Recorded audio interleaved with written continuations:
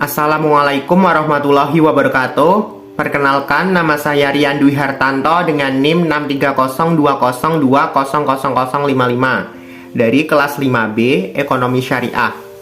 Di sini saya akan mempresentasikan bisnis plan ternak ayam ras petelur yang sudah saya buat untuk memenuhi tugas ujian akhir semester mata kuliah kewirausahaan yang diampu oleh Bapak Iskandar MSI.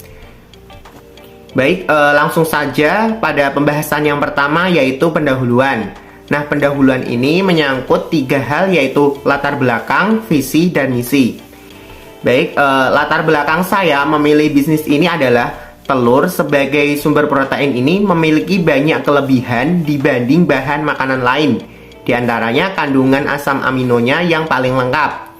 Telur memiliki rasa yang lezat sehingga banyak orang menyukainya.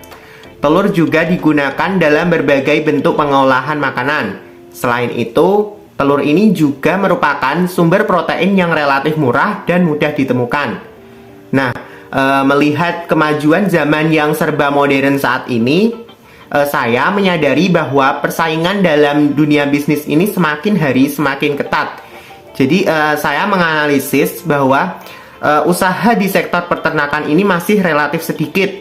Oleh karena itu, saya mencoba membuat terobosan baru berupa bisnis plan di bidang peternakan, yakni khususnya ternak ayam petelur. Nah, usaha ayam petelur ini akan mendatangkan keuntungan yang menjanjikan jika dikelola secara intensif dan terpadu, mengingat hampir setiap orang itu membutuhkan telur. Selanjutnya, visi dan misi saya dalam bisnis plan ini adalah terwujudnya peternakan telur ayam yang berkualitas dan bernilai jual tinggi.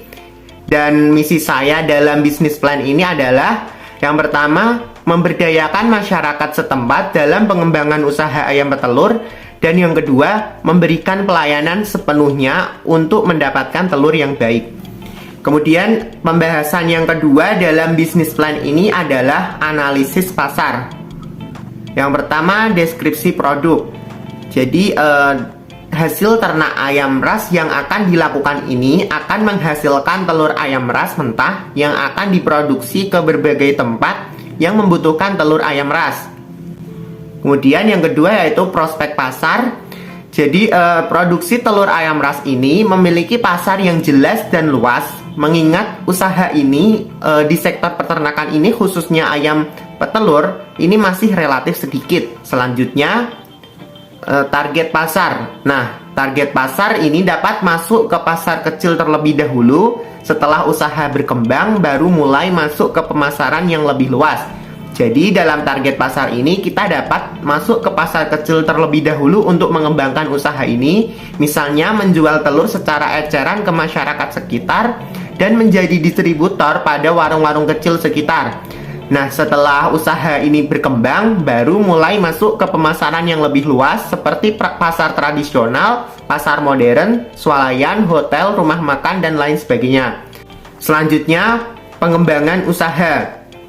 Nah, pengembangan budidaya telur ayam ras ini akan dibagi menjadi 3 tahap untuk mengembangkan usaha ini.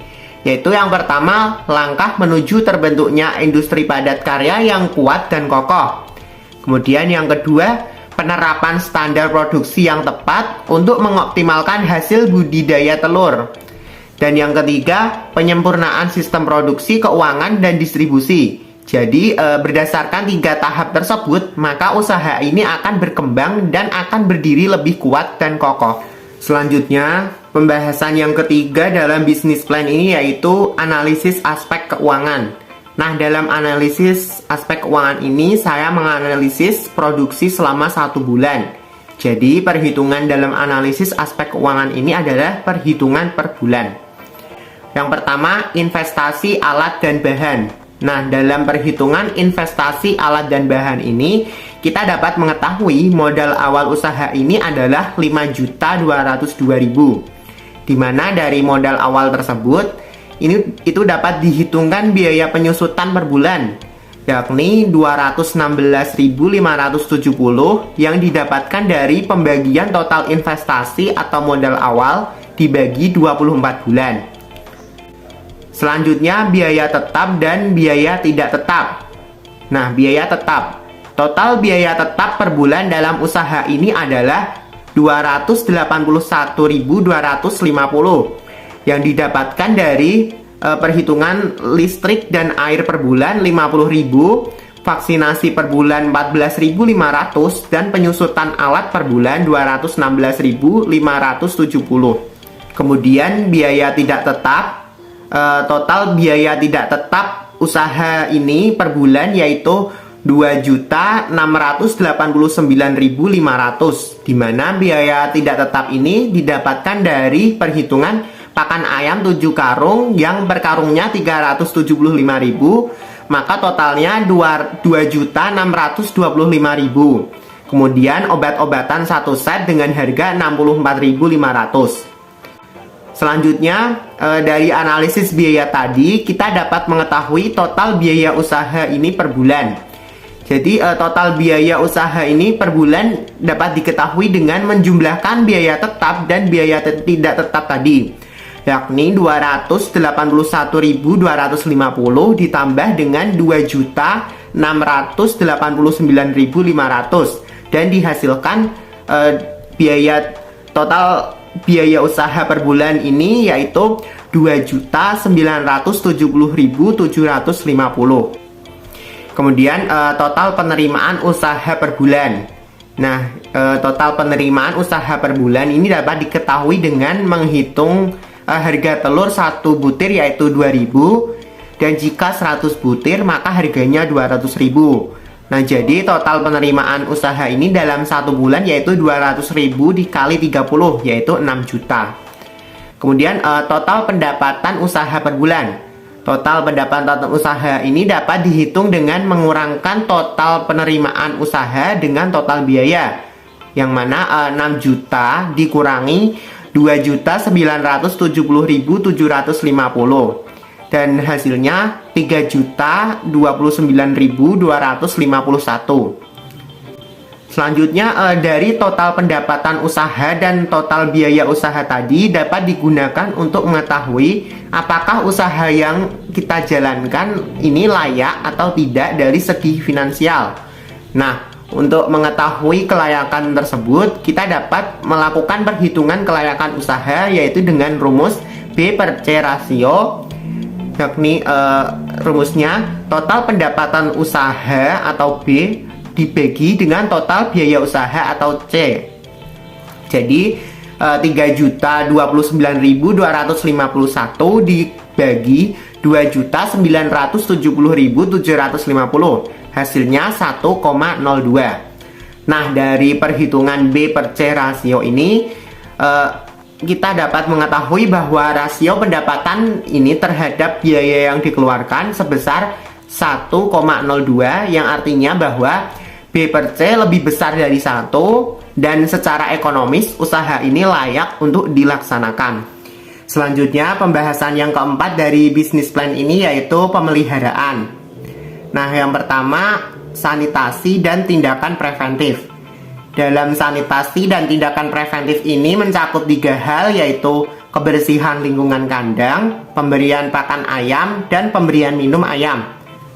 Kebersihan lingkungan kandang atau sanitasi pada areal peternakan ini merupakan usaha pencegahan penyakit yang paling murah atau yang paling mudah, karena hanya dibutuhkan tenaga yang ulet dan terampil saja. Dan tindakan preventif yakni dengan memberikan vaksin pada ternak dengan merek dan dosis sesuai catatan pada label dari poultry shop. Kemudian pemberian pakan ayam. Nah, pemberian pakan ayam petelur ini dibagi menjadi 2 fase, yaitu fase starter dan fase finisher. Nah, dalam fase starter itu dibutuhkan 1.520 gram untuk diberikan kepada tiap ekor ayam, yakni 100 ekor ayam dari umur 0 minggu sampai umur 4 minggu. Dan fase finisher dibutuhkan 3.829 gram untuk diberikan kepada 100 ekor ayam yang berumur 4 minggu sampai dengan umur 6 minggu. Kemudian pemberian minum ayam. Nah, pada pemberian minum ayam ini juga dikelompokkan dalam 2 fase seperti dalam pemberian pakan ayam tadi, yaitu fase starter dan fase finisher. Dalam fase starter itu dibutuhkan 122,6 liter untuk diberikan kepada 100 ekor ayam yang berumur 0 minggu sampai umur 4 minggu. Dan pada fase finisher ini dibutuhkan 333,4 liter yang diberikan kepada 100 ekor ayam yang berumur 4 minggu sampai umur 6 minggu. Pemeliharaan yang selanjutnya yaitu pemberian vaksin. Nah, dalam pemberian vaksinasi ini terdapat dua jenis vaksin, yaitu vaksin aktif dan vaksin inaktif. Vaksin aktif yaitu vaksin yang mengandung virus hidup, dan vaksin inaktif yaitu vaksin yang mengandung virus yang telah dilemahkan atau dimatikan. Nah, dalam vaksin aktif tadi, kekebalan yang ditimbulkan itu lebih lama daripada dengan vaksin inaktif atau pasif. Sedangkan dalam vaksin inaktif, kekebalan yang ditimbulkan itu lebih pendek. Selanjutnya, pemeliharaan kandang. Nah, bangunan kandang ini perlu dipelihara dengan baik agar bangunan kandang dapat berguna secara efektif dan daya guna kandang bisa dimaksimalkan. Jadi, pemeliharaan bangunan kandang ini dapat dilakukan dengan selalu membersihkan kandang dan menjaga atau mengeceknya apabila ada bagian yang rusak. Kemudian apabila ada bagian yang rusak, itu harus segera disulam atau diperbaiki kembali. Nah, dengan demikian daya guna kandang itu bisa maksimal. Selanjutnya, panen. Nah, hasil utama dari budidaya ayam petelur ini adalah berupa telur yang dihasilkan oleh ayam. Dan hasil tambahan yang dapat dinikmati dari hasil budidaya ayam petelur ini adalah daging dari ayam yang telah tua atau afkir dan kotoran yang dapat dijual untuk dijadikan pupuk kandang. Baik, sekian presentasi yang dapat saya sampaikan mengenai bisnis plan ternak ayam ras petelur. Mohon maaf apabila masih banyak kekurangan, tapi yang pasti gambaran untuk menjadi seorang wirausahawan sudah tertanam di diri saya. Dan demi menambah wawasan serta pengetahuan untuk menjadi seorang wirausahawan, saya sangat mengharapkan masukan dari semua pihak yang sifatnya membangun. Baik, sekian yang dapat saya sampaikan. Wassalamualaikum warahmatullahi wabarakatuh. Terima kasih.